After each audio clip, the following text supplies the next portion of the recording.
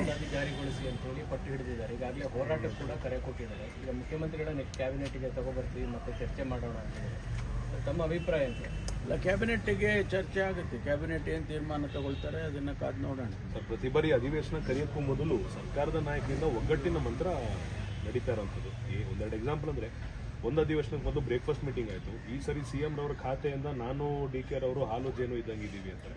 ಅಧಿವೇಶನದಲ್ಲಿ ವಿಪಕ್ಷಗಳಿಂದ ತಪ್ಪಿಸ್ಕೊಳ್ಳೋಕ್ಕೆ ಈ ರೀತಿ ಮಾಡ್ತಿದ್ದಾರಾ ಅನ್ನೋದು ಪ್ರಶ್ನೆ ಸರ್. ಇದೆಲ್ಲ ನಡೀತಾ ಇರುತ್ತೆ ಅಂದಿದ್ದೇನು ಹೊಸದೇನಲ್ಲ. ಪ್ರಜಾಪ್ರಭುತ್ವ ವ್ಯವಸ್ಥೆಯಲ್ಲಿ 52ರಿಂದ ಚುನಾವಣೆ ಪ್ರಾರಂಭ ಆದಾಗಿಂದ ಮುಖ್ಯಮಂತ್ರಿಗಳು ಊಟ ಕೊಡ್ತಾರೆ, ತಿಂಡಿ ಕರೀತಾರೆ, ಅಥವಾ ಈ ರೀತಿ ಬೆಳವಣಿಗೆಗಳು ನಡೀತಾನೆ ಇದೆ. ಹೊಸದೇನಾದರೂ ಇದ್ದರೆ ಹೇಳ್ಬೋದು. ಬೇರೆ ಬೇರೆ ಶೇಪು ತಗೊಳುತ್ತೆ ಅಷ್ಟೇ. ಕೆಲವರು ಡಿನ್ನರ್ ಕರೀತಾರೆ, ಕೆಲವರು ಲಂಚ್ ಕರೀತಾರೆ, ಅದೆಲ್ಲ ನಡೀತಾ ಇರ್ತದೆ. ಅಧ್ಯಕ್ಷರು ಲಂಚ್ ಭಾಳ ಒಳ್ಳೆ ಬೆಳವಣಿಗೆ ಅಲ್ಲ. ಎಲ್ಲ ಒಂದು ಸಂಯಮದಿಂದ ಎಲ್ಲರೂ ಕೂಡ ಇರೋದಕ್ಕೆ ಒಂದು ದಾರಿ. KPC ಅಧ್ಯಕ್ಷರೇ 10ನೇ ತಾರೀಕು ಒಂದು ಡಿನ್ನರ್ ಮೀಟಿಂಗ್ ಕರೆದಿದ್ದಾರೆ. ಅವರು 6 ವರ್ಷ ಪೂರ್ಣ ಆಗ್ತಾ ಇದೆ ಮಾರ್ಚ್ 10ಕ್ಕೆ. ಇದೇನು KPCC ಬಿಡಿ ಮುನ್ಸೂಚನೆನಾ ಅಥವಾ ಏನು ಸರ್? ಅಲ್ಲಲ್ಲ, ಅವರು ಈಗ 6 ವರ್ಷ KPCC ನಡೆಸೋದು ಸುಲಭ ಅಲ್ಲ. ನಾನು ಕೂಡ ಆ ಸ್ಥಾನದಲ್ಲಿ ಇದ್ದವನೇ.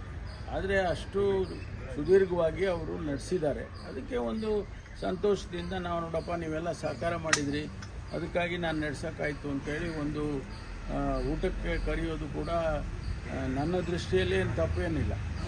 ಹೊಸ ನಾಯಕತ್ವ ಬರಬೇಕು, ಅದು ನಡೀತಾನೆ ನೋಡಿ. ನಾವು ಹೇಳದಲ್ಲೇ ಇರಲಿ, ಸಮಯ ಬಂದಾಗ ಅವೆಲ್ಲ ಬದಲಾವಣೆಗಳಾಗ್ತಾನೆ ಇರಲಿ. ಅವ್ರು ಹೇಳಿದ್ದಾರೆ ಸರ್, ಹಳೆ ನೀರು ಹೋಗ್ಲಿ ಹೊಸ ನೀರು ಬರಬೇಕು. ಹೌದು, ಅವ್ರು ಹೇಳಿರೋದು ಸರಿಯಾಗಿ ಹೇಳಿದ್ದಾರೆ ಅವರು. ಅದರಲ್ಲಿ ಏನು ತಪ್ಪಿಲ್ವಲ್ಲ. ನಾವು ಹೊಸ ನಾಯಕತ್ವಗಳನ್ನ ಬೆಳೆಸಬೇಕು ಅನ್ನೋದು ನಮ್ಮ ಪಕ್ಷದ ಅದು ಒಂದು ಕೂಡ ಉದ್ದೇಶ. ಅದನ್ನು ಮಾಡ್ತಾ ಇರ್ತಾರೆ ಅವಾಗ. ಒಂದಿಷ್ಟು ಜನ ಶಾಸಕರು ಫಾರಿನ್ ಟ್ರಿಪ್ ಹೋಗಿದ್ರು ಸರ್, ವಾಪಸ್ ಬಂದಿದ್ದಾರೆ. ಅದು ಇನ್ನೂ ಕೂಡ ಕ್ಲಾರಿಟಿ ಇಲ್ಲ. ಕೆಲವರು ಜನ ಅಧ್ಯಯನ ಪ್ರವಾಸ ಅಂತಾರೆ, ಕೆಲವರು ಹಾಗಲ್ಲ ಅಂತಾರೆ. ಆಕ್ಚುಲಿ ಏನಿರ್ಬೋದು ಸರ್ ಪ್ರವಾಸ ಅಂತ ಅವ್ರನ್ನೇ ಕೇಳಬೇಕು. ಅವ್ರು ಹೇಳೋದು ನಾನು ಕೇಳಿದ್ರೆ ಸ್ಪೆಕ್ಯುಲೇಷನ್ ಆಗುತ್ತೆ, ಅವ್ರು ಕೇಳಿದ್ರೆ ಕರೆಕ್ಟಾಗಿ ಇನ್ಫಾರ್ಮೇಶನ್ ಸಿಗುತ್ತೆ. ಅವ್ರು ಹೋಗಿದ್ರು, ಆಮೇಲೆ ಏನೇನು ನೋಡ್ಕೊಂಡು ಬಂದರು, ಆಮೇಲೆ ಅದೆಲ್ಲ ಹೇಳ್ತಾರೆ. ಸ್ವಲ್ಪ ಒಬ್ಬೊಬ್ಬರನ್ನೇ ಕೊಂಡಿಸ್ಕೊಂಡು ಕೇಳಿ.